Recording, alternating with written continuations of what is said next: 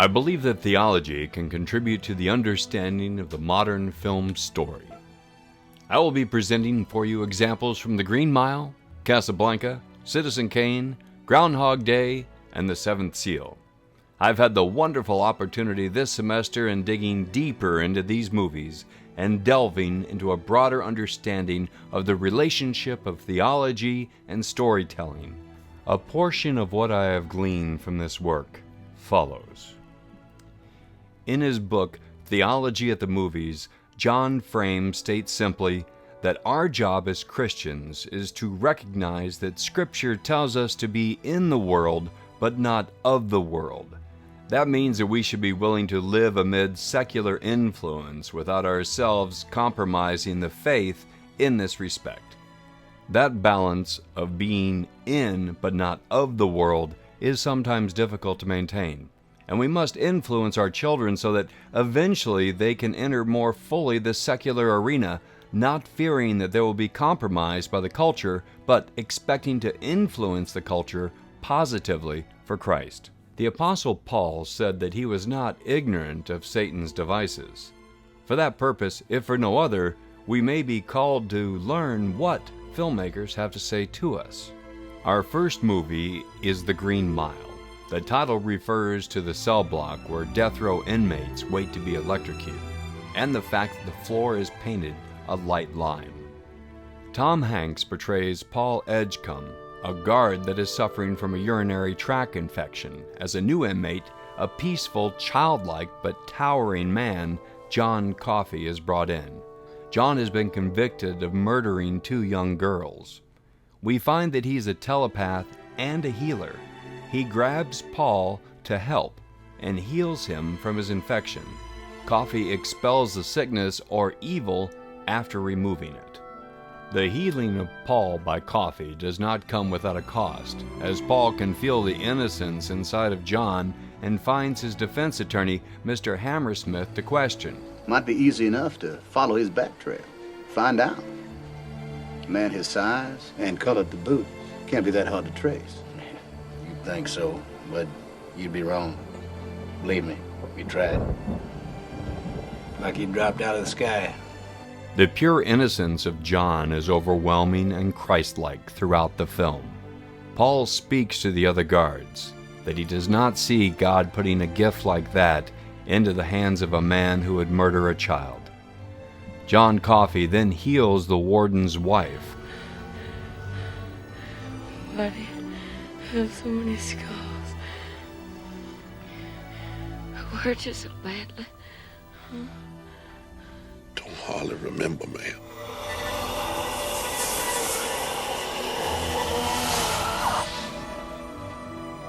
He takes away her cancer and she changes back into a healthy, vibrant woman. John is overcome.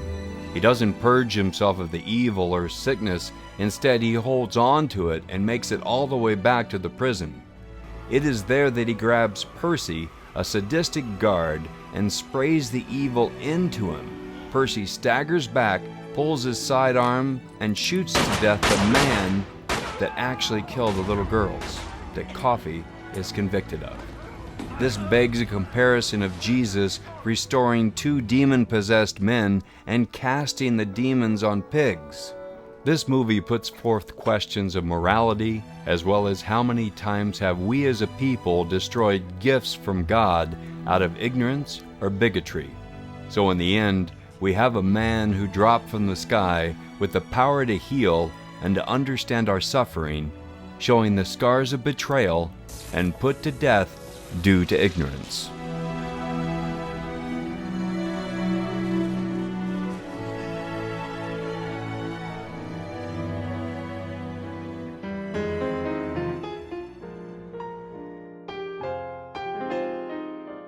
In the film Casablanca, we see our protagonist Rick as being an allegory for everyone, claiming he sticks his neck out for no one and remains an island unto himself.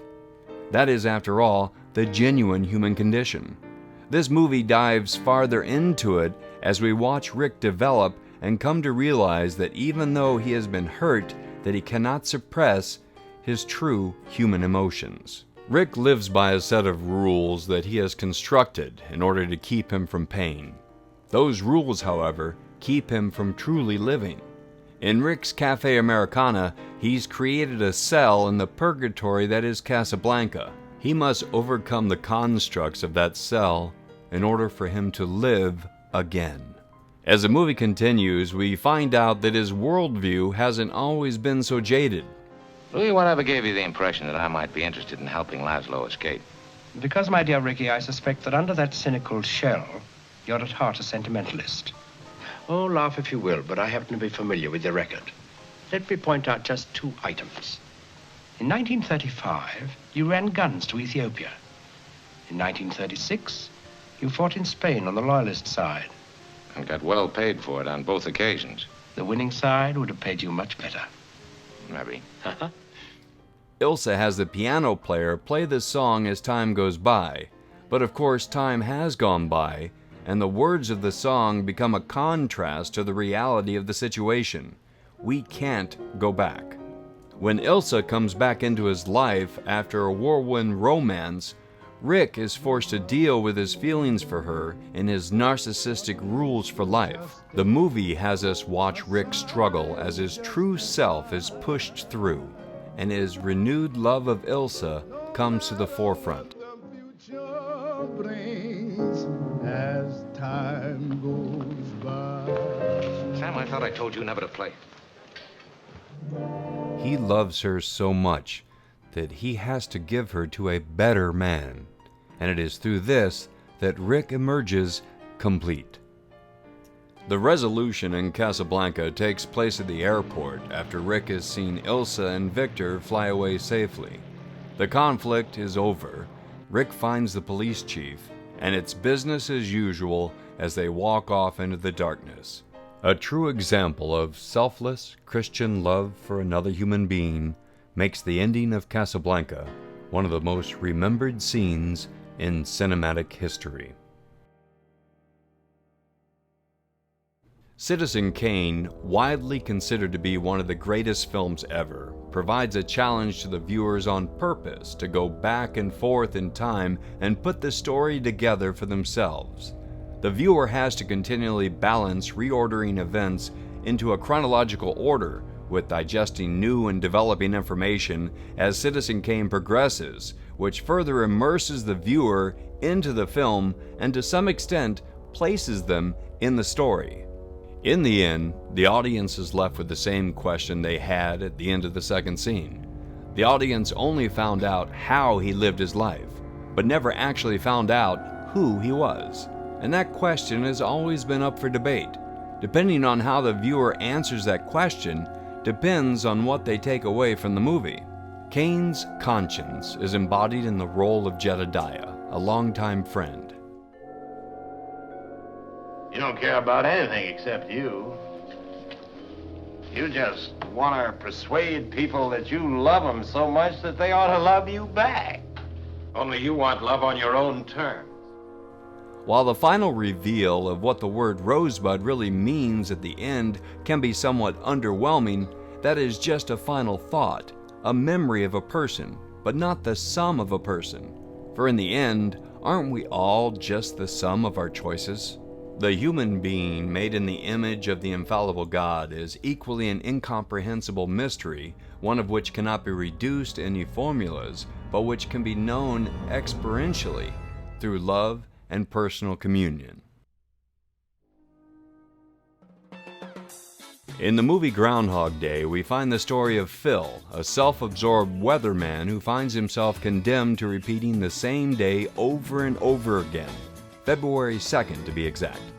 This continues as he goes through the 5 stages of grief: denial, anger, bargaining, depression, and finally, acceptance.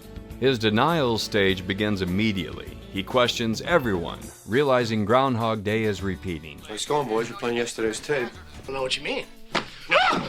Don't mess with me, pork chop. What day is this? It's February 2nd. The anger stage, he steals the groundhog and drives off a cliff. It seems to be a murder-suicide pact. In the bargaining stage, Phil becomes obsessed with helping the beggar that he avoided. regardless of how many times Phil tries to help him, he dies. Are you the one who brought the old man in? Mm-hmm. How's he? Sometimes people just die. Come on, Dad. Come on, Pop. Come on, Pop. Come on, come on, come on, breathe. Breathe, Pop. Breathe, Pop.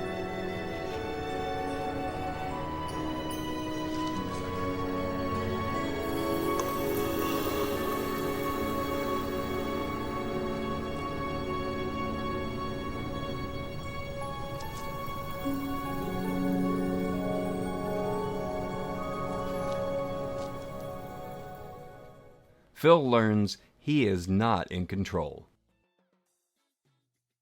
During the depression stage, Phil thinks he has learned everything, yet Groundhog Day continues to repeat. He remarks to Rita, Well, maybe the real God uses tricks. You know, maybe he's not omnipotent. He's just been around so long, he knows everything.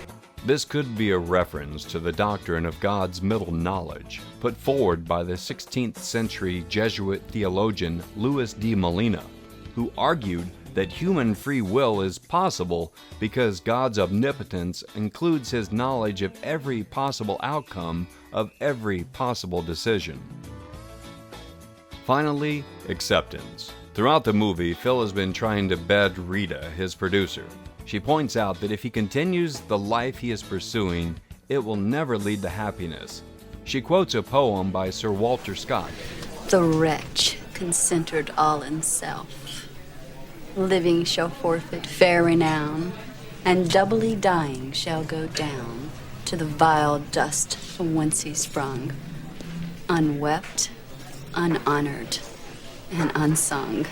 Sir Walter Scott. When Phil finally stops trying to just get the girl, he begins to understand that what makes life worth living is not what you get from it, but what you put into it. Phil escapes the time loop only because he truly embraces what he has to offer to life. It is through these offerings that he grows as a person. He learns to be compassionate to the elderly, kind to the children, and happy with himself. They do end up in bed together, fully clothed, as Phil has embraced happiness and wakes up with Rita on February 3rd to continue his life as a new man. Oh. Something is different. Good or bad? Anything different is good. In 2007, the Museum of Modern Art in New York opened a film series on The Hidden God, Film and Faith. 35 leading literary and religious scholars chose the movie Groundhog Day to open the festival. Theology professor Michael P. Foley wrote that Groundhog Day is a stunning allegory of moral, intellectual, and even religious excellence in the face of postmodern decay, a sort of Christian arrow still in Pilgrim's Progress for those lost in the contemporary cosmos. The final movie is considered by many to be one of the greatest films of all time, Ingmar Bergman's The Seventh Seal, where a knight plays chess with death while searching for the meaning of life. The knight, Antonius Block, is heavily burdened by his actions of participating in 10 years of the bloody Holy War and is teamed up with his squire, who, while not as burdened, seems more at peace with his choices, and yet still struggles with the reality of the Black Plague ravaging the land. He collects a group of characters during his journey home, which is a journey of enlightenment. Jag vill bykta mig så uppriktigt jag kan. Men mitt hjärta är tomt. Och tomheten är en spegel vänd mot mitt eget ansikte. Jag ser mig själv. Grips av vedervilja och skräck.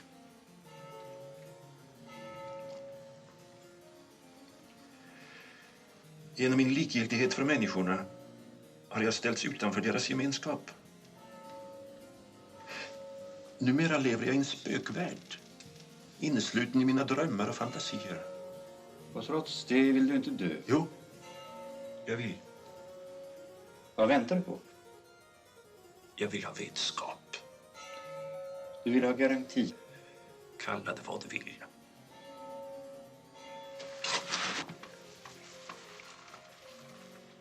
Är det så grymt otänkbart att fatta Gud med sina sinnen?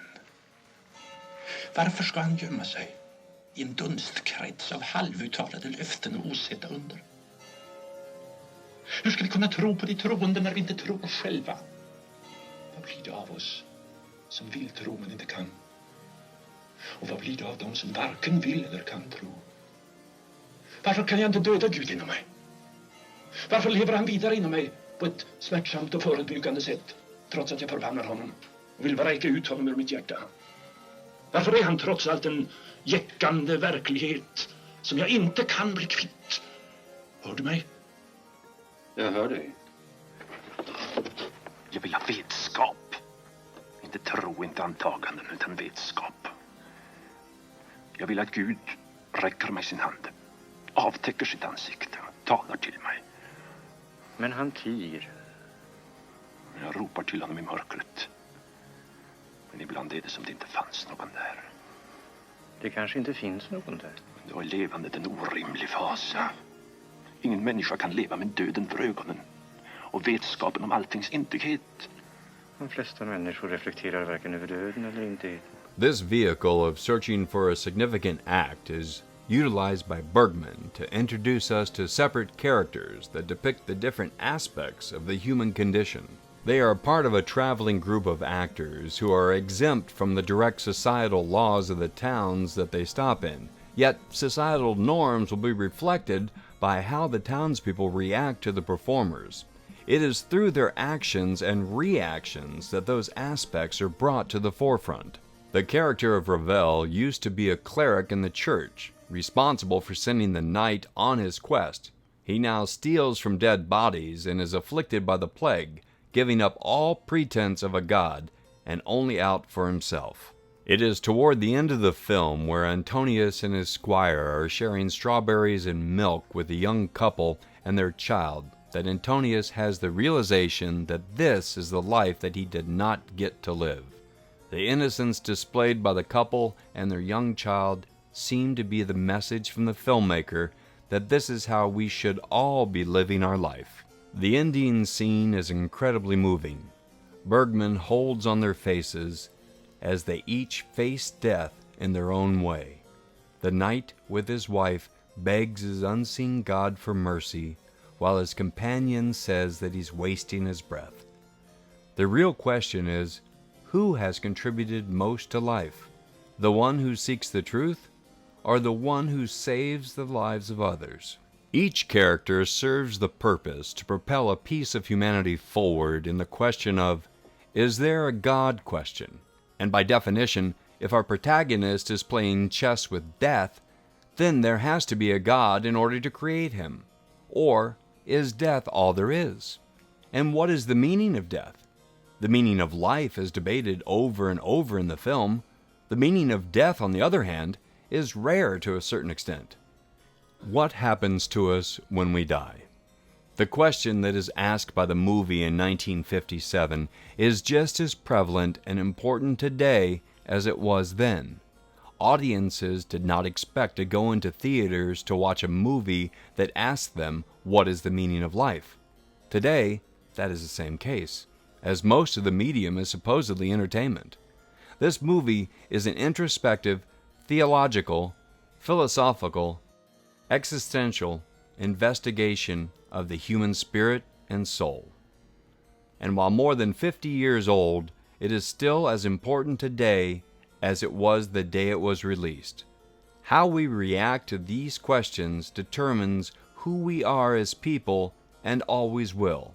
I hope you've enjoyed this look at the theology of film as much as I've enjoyed the class.